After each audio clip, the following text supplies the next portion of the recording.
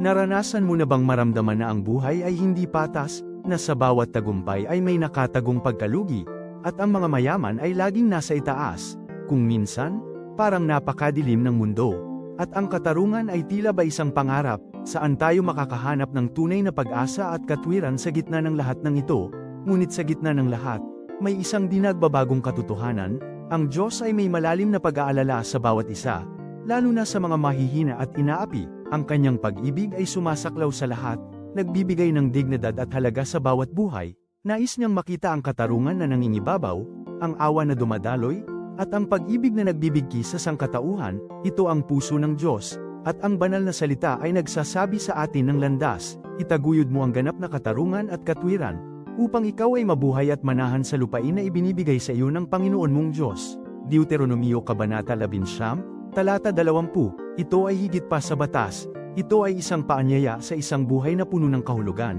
kapayapaan, at tunay na pag-ibig. Sa paghahanap ng katarungan, nagiging instrumento tayo ng kanyang pagmamahal sa mundo.